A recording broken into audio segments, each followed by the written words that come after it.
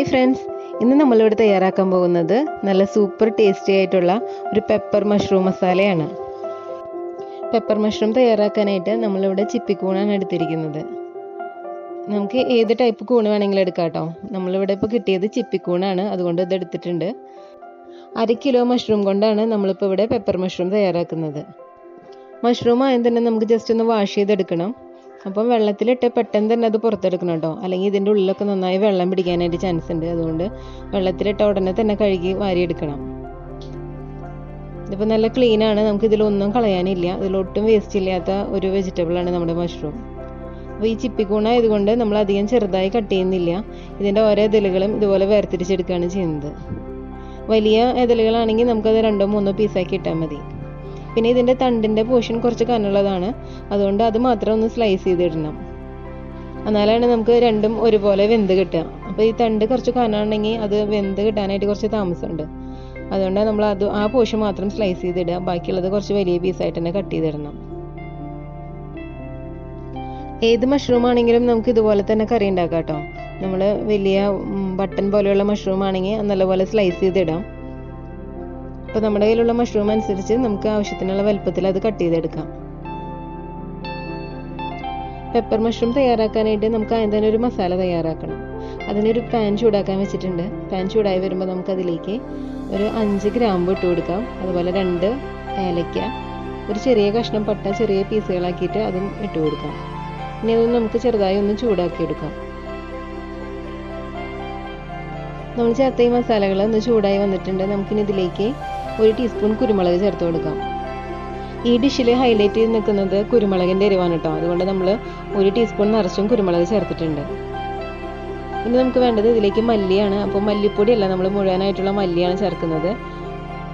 2 table spoon മല്ലി നമ്മൾ ചേർത്തിട്ടുണ്ട്, മുഴുവനായിട്ടുള്ള മല്ലി. ഇനി നമ്മൾ ഇതിലേക്ക് ചേർക്കുന്നത് 1 ടീസ്പൂൺ പെരിഞ്ജീരകമാണ്. കുരുമുളകും പെരിഞ്ജീരകവും നമ്മൾ 1 ടീസ്പൂണാണ് കേട്ടോ ചേർത്തത്, 1 ടീസ്പൂൺ വീതമാണ് ചേർത്തത്. പക്ഷേ മല്ലി നമ്മൾ 2 ടേബിൾ സ്പൂൺ ചേർത്തിട്ടുണ്ട്. ഇനി നമ്മൾ ഒരു കളറിന് വേണ്ടിയിട്ട് 2-3 വറ്റൽമുളക് നമുക്ക് ഇതിൻ്റെ കൂടെ തന്നെ ഫ്രൈ ചെയ്തെടുക്കാം. അപ്പം ഈ മുളക് വേണമെന്നില്ല കേട്ടോ. ഞാൻ നമ്മുടെ കറിക്ക് ഒരു ചെറിയ റെഡ് കളർ കിട്ടാൻ വേണ്ടിയിട്ടാണ് ഈ മുളക് കൂടെ ഫ്രൈ ചെയ്തത്. ഇതിപ്പോൾ എല്ലാം നന്നായി ഫ്രൈ ആയി വന്നിട്ടുണ്ട്. നമുക്കിനി ഇത് ചൂടാറിയതിന് ശേഷം പൊടിച്ചെടുക്കണം. അപ്പോൾ സ്റ്റവ് ഓഫ് ചെയ്തിട്ട് നമുക്കിത് ചൂടാറാനായിട്ട് മാറ്റി വയ്ക്കാം.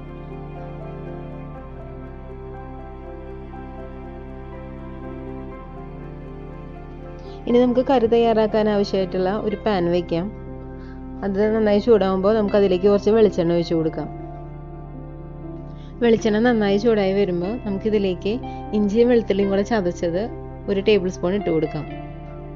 ഒരു വലിയ കഷ്ണം ഇഞ്ചിയും പിന്നെ 1 കുടം വെളുത്തുള്ളി ഏകദേശം എടുത്തിട്ടുണ്ട്. അത് മൊത്തത്തിൽ ചതച്ചതാണ് കേട്ടോ. അത് രണ്ടും കൂടെ ഒരു വലിയ ടേബിൾ സ്പൂൺ വന്നിട്ടുണ്ട്. ഇഞ്ചിയും വെളുത്തുള്ളിയും ഒരുവിധം ഫ്രൈ ആവുന്നത് വരെ നമുക്കൊന്ന് ഇളക്കി കൊടുക്കണം. ഇതിൻ്റെ പച്ചമണമൊക്കെ മാറുന്നത് വരെ ഈ വെളിച്ചെണ്ണയിൽ നന്നായി ഒന്ന് വഴറ്റി കൊടുക്കാം. ഇനി ഇതിലേക്ക് നമുക്ക് ഒരു 5-6 പച്ചമുളക് ഒന്ന് ചോപ്പ് ചെയ്ത് ചേർത്ത് കൊടുക്കാം.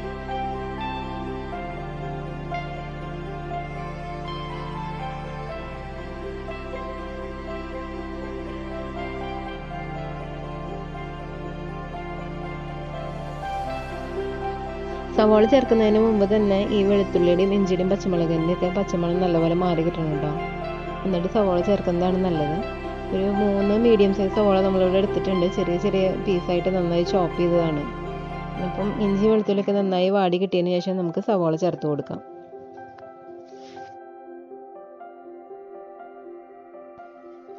സവാള ചേർത്തതിന് ശേഷം നമുക്ക് മീഡിയം ഫ്ലെയിമിലിട്ടിട്ട് ഇത് നല്ലപോലെ വഴറ്റിയെടുക്കണം. അപ്പോൾ നമ്മുടെ സവാളയൊക്കെ നല്ല സോഫ്റ്റായിട്ട് പകുതി ക്വാണ്ടിറ്റി പോലെ ആയി കിട്ടും. അത്രയും നേരം നമ്മൾ നല്ലപോലെ വഴറ്റിയെടുക്കണം.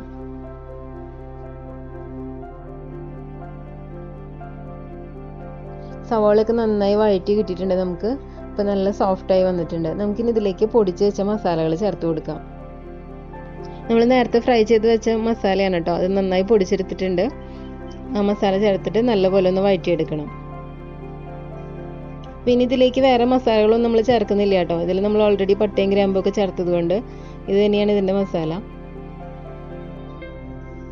പിന്നെ എരിവിന് നമ്മൾ കുരുമുളകാണ് ഇതിൽ കൂടുതലായിട്ട് ചേർത്തിരിക്കുന്നത്. നമ്മുടെ കയ്യിൽ ഇപ്പോൾ മുഴുവനായിട്ടുള്ള മല്ലിയും മുളകും കുരുമുളകും ഒന്നും ഇല്ലെങ്കിൽ നമുക്ക് അതിൻ്റെയൊക്കെ പൊടികൾ ചേർക്കാം കേട്ടോ. ഞാനിപ്പോൾ ഈ ചേർത്ത മുഴുവനായിട്ടുള്ള മസാലയുടെ പൊടികൾ ഈ സമയത്ത് ചേർത്തിട്ടൊന്ന് വഴറ്റി കൊടുത്താൽ മതി.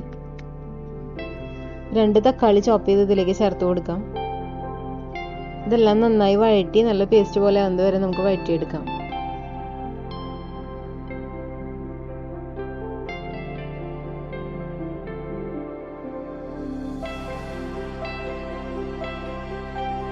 ഇതിലേക്ക് നമ്മൾ ഉപ്പൊന്നും ചേർത്തിട്ടില്ല. മസാലയ്ക്ക് ആവശ്യമുള്ള ഉപ്പ് ചേർത്ത് കൊടുക്കാം. നമുക്കിതിലേക്ക് ഒരു 1/4 ടീസ്പൂൺ മഞ്ഞൾപ്പൊടി ചേർത്ത് കൊടുക്കാം. അതുപോലെ നമുക്ക് വേണമെന്നുണ്ടെങ്കിൽ കളറിന് ജസ്റ്റ് കാശ്മീരി മുളക് പൊടി ഒരു 1/2 ടീസ്പൂൺ ചേർത്ത് കൊടുക്കാം. അപ്പോൾ കാശ്മീരി ചില്ലി പൗഡർ ചേർത്തില്ലെങ്കിലും കുഴപ്പമില്ല കേട്ടോ, നമുക്ക് കളർ കിട്ടുന്നുണ്ട്. അപ്പം അങ്ങനെ കളറിന് വേണമെന്നുണ്ടെങ്കിൽ മുളക് പൊടി കൂടെ ചേർത്ത് കൊടുക്കാമെന്ന് മാത്രം.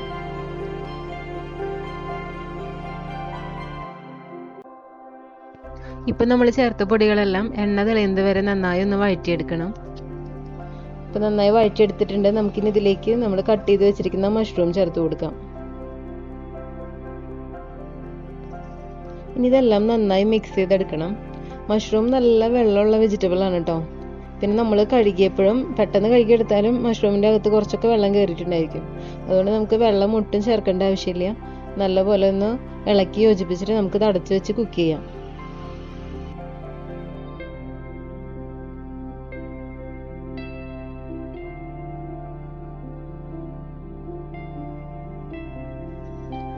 പാൻ അടച്ച് വെച്ചതിന് ശേഷം നമുക്ക് സിമ്മിലിട്ടിട്ട് ഇത് കുക്ക് ചെയ്തെടുക്കാം.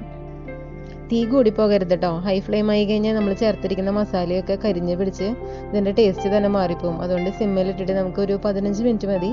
ഒരു 15 മിനിറ്റ് കൊണ്ട് നല്ലപോലെ കുക്കായി കിട്ടും. അപ്പോൾ ഇത് ഏകദേശം വെന്ത് കിട്ടിയിട്ടുണ്ട് നമ്മുടെ മഷ്റൂം. നമ്മൾ ഇനി ഇതിലേക്ക് കുറച്ച് തേങ്ങാപ്പാൽ ചേർക്കുന്നുണ്ട്. നല്ല കട്ടിയുള്ള 1/2 കപ്പ് തേങ്ങാപ്പാലാണ് കേട്ടോ ഇവിടെ ചേർക്കുന്നത്. അപ്പോൾ നമുക്ക് തേങ്ങാപ്പാൽ ചേർക്കാതെയും ഇത് ഉപയോഗിക്കാം. കൂടുതൽ ഹെൽത്ത് കോൺഷ്യസ് ആയ ആൾക്കാർ തേങ്ങാപ്പാൽ ചേർക്കണമെന്നൊന്നുമില്ല. ഞാൻ ഗ്രേവി കുറച്ച് ഉണ്ടാവാൻ വേണ്ടിയിട്ട്, ഇപ്പോൾ ചോറിനൊക്കെ കഴിക്കുമ്പോൾ നമുക്ക് കുറച്ച് ഗ്രേവി വേണമല്ലോ, ചോറിനും ചപ്പാത്തിക്കൊക്കെ. അതിന് വേണ്ടിയിട്ടാണ് ഇവിടെ തേങ്ങാപ്പാൽ ചേർത്തിരിക്കുന്നത്. തേങ്ങാപ്പാൽ ചേർത്തില്ലെങ്കിലും നമുക്ക് ഇതുപോലെ തന്നെ കറി തയ്യാറാക്കാം കേട്ടോ. അതും നല്ല ടേസ്റ്റ് തന്നെയാണ്. അപ്പം നമ്മുടെ കറിയൊക്കെ നന്നായി തിളച്ച് വന്നിട്ടുണ്ട്. നമുക്കിനി ഇതിലേക്ക് കുറച്ച് മല്ലിയില ചോപ്പ് ചെയ്ത് കൂടെ ചേർത്തിട്ട് ഫ്ലെയിം ഓഫ് ചെയ്തിട്ട് ഇതൊന്ന് അടച്ചു വയ്ക്കാം.